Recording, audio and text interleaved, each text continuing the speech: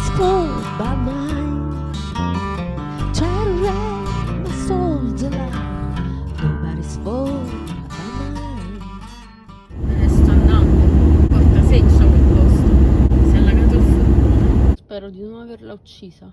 Era tutto pieno d'acqua, la bacinella, il vano. Sono dimenticata l'infradito sul cofano, speravo fosse lì dentro, ma ne ho perso uno qui. Sono praticamente verdi e color sabbia. Te ne dimentichi a volte. Continui a usare l'acqua, questa si riempie tutta, fuori esce e ti si allaga il furgone. Bene, ho deciso di fare lo sterrato per fare la scorciatoia. Spero di non essermi persa. Got a Bible in my home.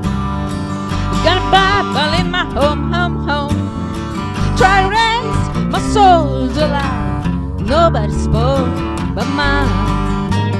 Yeah. Allora, questa è la tanica delle acque chiare.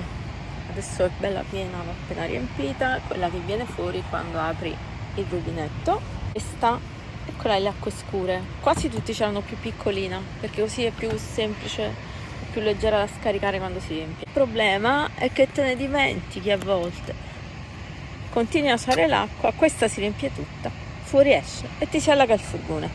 Quello che è successo a me l'altro giorno, altre 2 volte.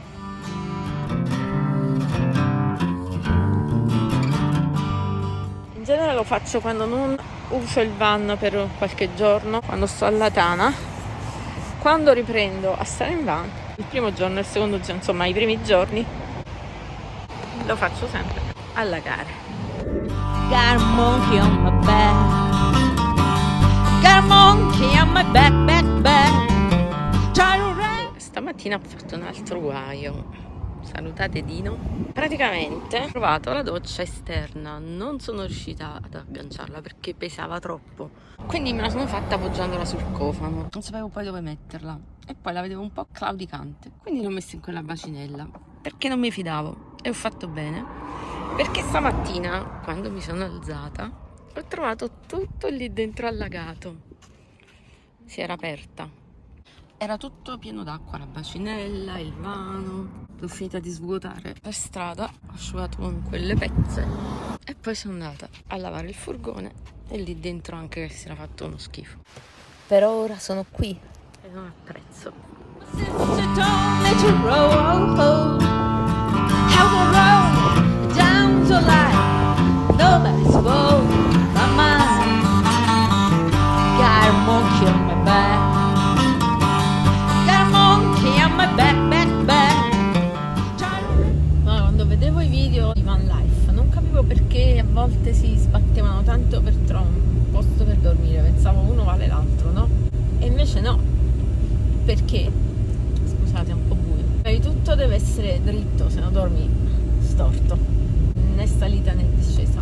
E poi per esempio stasera mi voglio fare la pasta, mi fa un sacco di vapore e di condensa. Se nel prossimo van la prima cosa la ventola fantastico, lo provo la ventola. Questo è un furgone piccolino, quindi mi serve un posto dove posso, non dico cucinare fuori perché la sera è umido, qua i tedeschi, i francesi si mettono alle dune col vento in faccia, tutto bagnato, tu se esci fuori vento, bufera.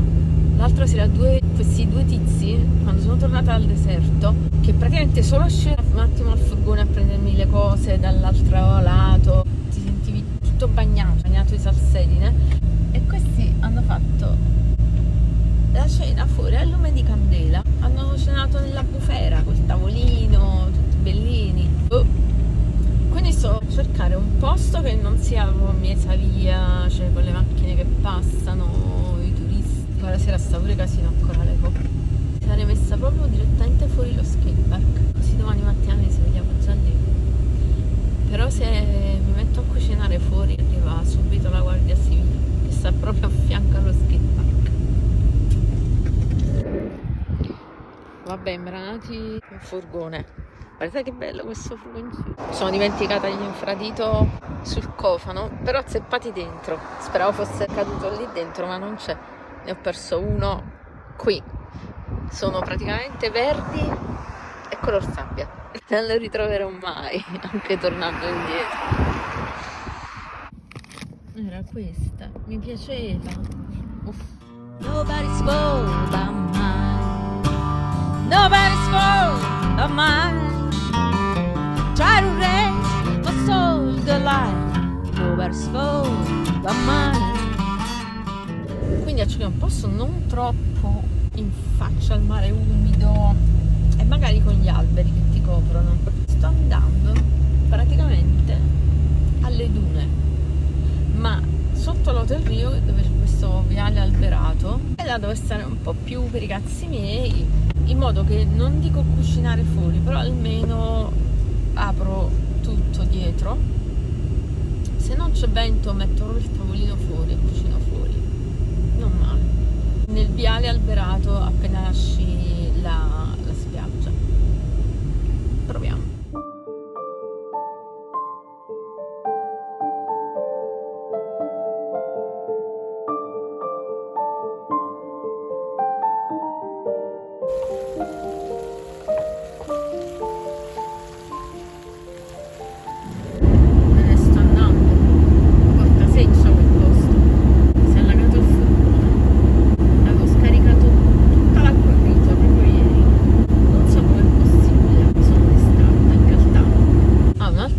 Quando parcheggio, siccome le due uscite ai portelloni, una è praticamente impossibile, se non spacco la spalliera che ho costruito, e di qua è un po' scomodo, cioè l'uscita migliore è dietro il portellone.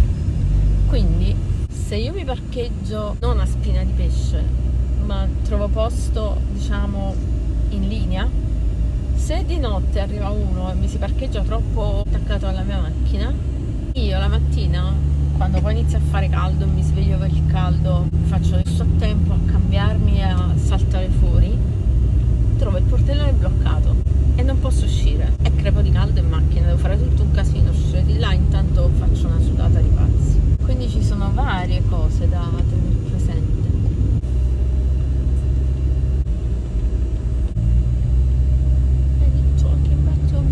Se ne era sceso un filo, cioè se ne scendeva sempre. In realtà se ne erano scesi un po' tutti, comunque l'ho smontata, si sono staccati e ora non so più come andavano. Che palle, dovrò andare nel tratto, sto senza luce e niente. Sembra, cioè in realtà mi ricordo dove andavano, che sembra facile da rimettere, ma non lo è. A parte non si devono toccare uno con l'altro, un casino. Ogni volta che provo a mettere la terza, si stacca la seconda. Se provo a metterle insieme fanno le scintille, oppure fanno cortocircuito alla batteria. Che palle, spero di non averla uccisa. Got a Bible in my home. Got a Bible in my home, home, home. Try to raise my soul to life. Nobody's fault but mine. L'elettrato mi ha dato un appuntamento lontanissimo, quasi un mese dopo. Mi hanno detto che c'era questo ragazzo che vive nel deserto che poteva darmi una mano. Quindi ci vado. E dai così. Devono fare il bagno che c'hanno caldo loro. Ah, infatti anche loro hanno ragione.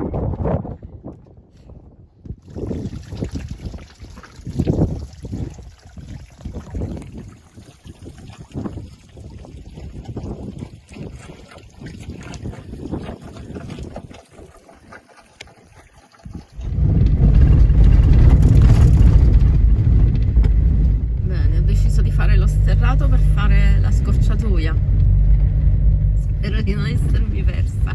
Comunque la centralina è andata, ma per fortuna tutto il resto funziona.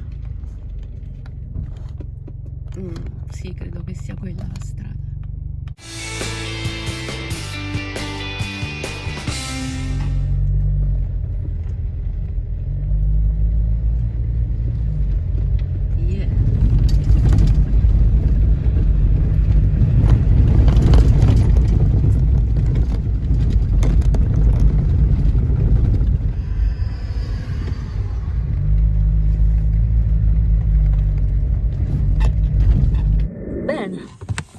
Allora, saluta Rex. Considerazioni per questi primi mesi di van life. Allora, premetto, ho già vissuto in van 5 anni in un camper. Primo anno in Andalusia, bellissimo, poi 5 in Veneto, in un bosco in collina, e diciamo che non è stato molto salutare. Ho avuto un Nissan Vanette che rispetto a questo è piccolino, però sì, coibentato, c'è il mobiletto, cucina, lavandino, doccetta esterna, pannello solare, corrente, faretti, bellissimi. Non è un'esperienza nuova per me, anche se affrontarla in questo momento purtroppo è un po' difficile per via, chi mi segue lo sa, di questi problemi ai tendini che negli ultimi anni sono esplosi, sono praticamente diffusi in tutto il corpo, quindi ho difficoltà a guidare. Se guido troppi giorni mi blocco, spalle, mani e piede. Già ho il cambio automatico, però mi viene la tendinite anche al tendine d'Achille. A prescindere da questa cosa dei tendini, a parte i danni che ho combinato, capita, soprattutto quello della tanica delle acque scure, perché quasi tutti ce l'hanno un po' più piccola dell'altra, quindi ti dimentichi, usi l'acqua per scorrere, ti dimentichi di scaricarla e all'improvviso ti si allaga il furgone. Diciamo che dopo la seconda volta impari la lezione, è difficile che ti dimentichi ancora di scaricarla. Detto questo, io ci starei una favola se non fosse per questa storia dei tendini. L'altra premessa c'è che dopo 1 mese e mezzo circa ho dovuto prendere una stanzetta e adesso praticamente alterno tra van e stanzetta per 2 motivi. Uno, per questa storia delle mani, delle braccia, ma sono veramente rimasta bloccata, ho dovuto prendere il cortisone, quindi per 1 mesetto non ho potuto proprio guidare. Chi vive in furgone lo sa, bisogna guidare quasi tutti i giorni per cercare il posto dove dormire, per caricare l'acqua, per scaricare il VC chimico, per spostarti. A mare di notte, di solito d'inverno, nei mesi più freddi non dormi vicino al mare perché qua c'è troppo vento, salsedine, si rovinano i furgoni e c'è troppa umidità. Questo poi è una coabitazione molto sottile perché no, si perdeva spazio in altezza. Detto questo, sicuramente dovrò fare un upgrade per un furgone più grande. A prescindere da questa storia, c'è un discorso da fare. Praticamente, quando ho iniziato a convertire il van, a camperizzare, ho preso il Renault Kangoo, che doveva un po' essere provvisorio, però ho cominciato comunque a camperizzarlo. Ho detto qualche anno mi tengo questo, poi cambio. Non sapevo ancora che non avrei avuto più una casa, zero proprio, neanche a Napoli, la città da dove vengo, e che quindi mi sarei dovuta portare con me tutte le mie cose, almeno quelle a cui tengo di più, che mi servono di più, e già così ho dovuto lasciare ovviamente un po' di cose sparse in giro a casa di amici, eccetera. Appena sono arrivata a Fuerteventura ho dovuto smollare il mio GL. Io ho 2 bassi, un Fender Mustang, adesso è quello che uso di più sempre per via di questa storia dei tendini, scala corta, molto comodo, e un GL bello massiccio, pesante, manico in acero, c'è un basso regolare, forse anche un po' più alto rispetto ad altri. In pratica o ci stavo io o ci stava lui nel furgone, quindi l'ho dovuto smollare a casa di st'amico, però questa cosa mi scoccia un po' perché io voglio usarlo, quindi lo posso utilizzare solo quando sono in questa stanza. Solo che se voglio veramente tornare a fare full time van life, vivere in furgone fisso, alternando rarissimamente giusto per fare una stacco, una pausa, pochi giorni, ma voglio le mie cose tutte con me, soprattutto bassi amplificatori, mi serve lo spazio per poter tenere tutto, e soprattutto mi serve più spazio perché avendo troppe cose diventa scomodo nel furgone così piccolino, perché non hai tutto a portata di mano, che prendi, te lo trovi là. Anche il gabinetto mi scoccia doverlo tirare fuori, rimettere dentro, mentre nei furgoni più grandi è più facile estrarlo ed è più spazio poi nel corridoio, chiamiamolo, oppure ce l'hai già là che devi solamente sollevare magari una cassapanca, un coperchio, oppure zero, solamente appunto il coprivater, per tirare fuori vestiti, fornello, tutto un po' a Tetris. E quando sono in furgone a vivere ho anche il Mustang, ce l'ho qui di lato, quando devo usarlo ce l'ho di qua, e quando cammino quando mi fermo e mi serve lo spazio devo passarlo avanti. Voglio evitare di dover stare in un posto dove devo continuamente spostare avanti e indietro le cose. Voglio che ogni cosa abbia il posto, che è quello che sta lì, che lo prendo quando mi serve, ma non devo spostarlo avanti e indietro. E per questo quindi serve un furgone un po' più grande. Comunque mi è venuta fame, vi saluto e alla prossima. Ultima cosa, vi faccio vedere perché mi piace tanto vivere in van. Giusto così, uno dei motivi. Eccolo.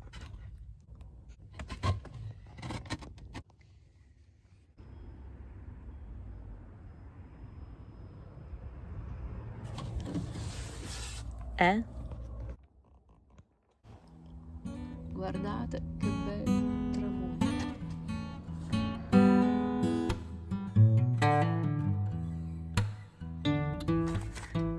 E voi ci vivreste in un furgone camperizzato, anche così piccolo? Quando mi dite sempre, gli amici di Facebook, ah, come ti invidio, beata te, ci vivreste in un furgone? Fatemelo sapere nei commenti.